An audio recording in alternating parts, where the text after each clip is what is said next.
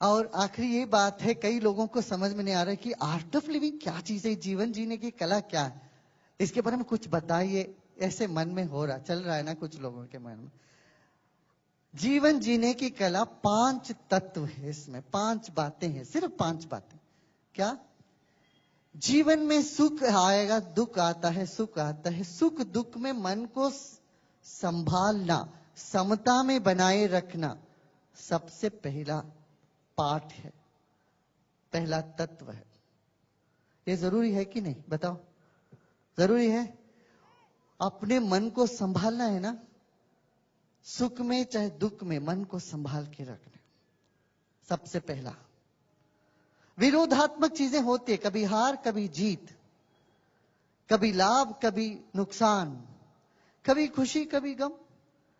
ये आते हैं चले जाते हैं, मगर आदमी भीतर से यदि टूट जाता है, मन उसका एकदम बैठ जाता है, तो वह फिर कुछ नहीं कर पाएगा। मन को थामे रखने की कला है ये सबसे पहला पाठ। दूसरा पाठ है जीवन जीने की कला का दूसरा पाठ, जो व्यक्ति जैसा है उनको वैसे स्वीकार करें। हम चाहते हर कोई मेरे जैसे हो, कहां संभव है? सासू जी चाहती है बहू मेरे जैसे हो, जो मैं कहता हूं वही सही वही माने। बाप समझता बेटे मेरे जैसे ही करे। संघर्ष शुरू हो जाता है घरों में, समाज में। तो मैं कहता हूं जो जैसा है उनको वैसे स्वीकार करें, उनको समय दें बढ़ने के लिए, अपनी रफ्तार से वो आगे बढ़ेंगे। ये दूसरा पार्ट है। तीसरा है, ये चिंता न करे दूसरे व्यक्ति तुम्हारे बारे में क्या सोच रहे हैं। दुनिया में हर आदमी को सोचने का अपना ही एक ढंग है, विचार है। जो जो चाहे सोचने दें आपके बारे में, आप फिक्र मत करो दूसरे व्यक्ति हमारे बारे में क्या सोच रहे हैं। सोच सोच के आप दुखी हो रहे हो। कितने लोग इस तरह से दुखी होते हैं दूसरों के विचारों को देख करके। फालतू है, समय खराब है, इससे जीवन खराब है। जीवन बहुत मूल्यवान है, इसलिए मैं कहूंगा दूसरों के फुटबॉल मत बनिए। ये तीसरी बात। चौथी बात है, जब हमसे भूल होती है तो हम कहते हैं कि हम भूल हो गया जी क्या करें। पर कोई और करता हो तो हम कहते हैं इसने तो जानबूझ के करी। किसी और के भूलों पर हम समझते हैं इसने जानबूझ के करी। सो न करिए, क्षमा करें। ये ना सोचे दूसरा के हमसे माफी मांगे तब माफ करूंगा, मांगे ना मांगे, अपनी तरफ से सबको माफ कर दो कि आपका मन खाली हो जाएगा, आप खुश रह पाओगे, आप हल्का महसूस करोगे। नहीं तो जिसके ऊपर नफरत है वो दिन रात आपका मगज खाता रहेगा, वो व्यक्ति बैठ के, तुम वैसे हो जाओगे उनके जैसे। इसलिए मैं कहता हूं क्षमा कर दो, माफ कर दो। कोई माफी मांगे बिना भी माफ कर दो। तुम कम से कम अपने मन को बचा लेना। क्षमा ये बहुत बड़ी चीज है, बहुत मुख्य चीज है। जीवन में हमें सुखी रहना हो तो एक क्षमा हमारे जीवन में लानी पड़ेगी हमें। हाँ? अष्टावक्र महर्षि यही कहते हैं, भाई तुम्हें मुक्ति चाहिए तो दया, क्षमा, आर्जव, सरलता, इसको तुम अमृत जैसे मान के जीवन में बना लो। आप अभी कर सकते हो क्या?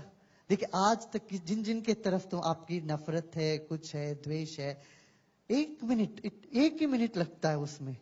1 मिनट सोचो, चलो मैं माफ कर दिया सबको। कर सकते हो? कह सकते हो? कितने लोग कह सकते हो? हाथ उठाना, हाथ उठाओ। देखो हाथ उठाओ भाई, देखो कितना हम खुश हो जाते हैं, मन प्रसन्न हो जाता है। अच्छा आपको लगता है मुश्किल है माफ करना, मैं एक और उपाय करूंगा। जब गुरुजी आपके शहर में आते हैं, आपका फर्ज क्या बनता है? दक्षिणा देने की फर्ज बनता है नहीं क्या? जब एक गुरु जी अपने घर में गांव में आते हैं तो हमारा कर्तव्य क्या होता है? गुरु को दक्षिणा देते हैं। मैं दक्षिणा के रूप में आपसे 2 चीज मांगूंगा।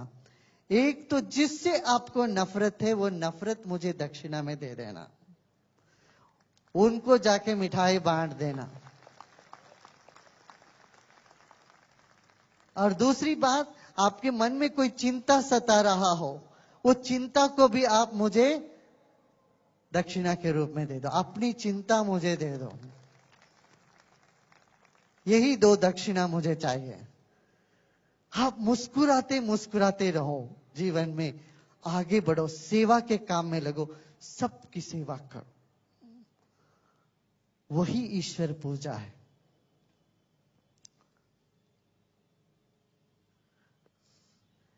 येन केन प्रकारेण यस्य कस्यापि देहिनां संतोषम जनयेत प्राज्ञा तदेवेश्वर पूजनम।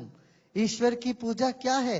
किसी भी तरह से सब लोगों के मन में खुशी पैदा करो, संतोष पैदा करो, यही सबसे बड़ी ईश्वर की पूजा है। कितनी बड़ी बात, सुंदर बात कह दी हमारे पूर्वजों ने, है ना।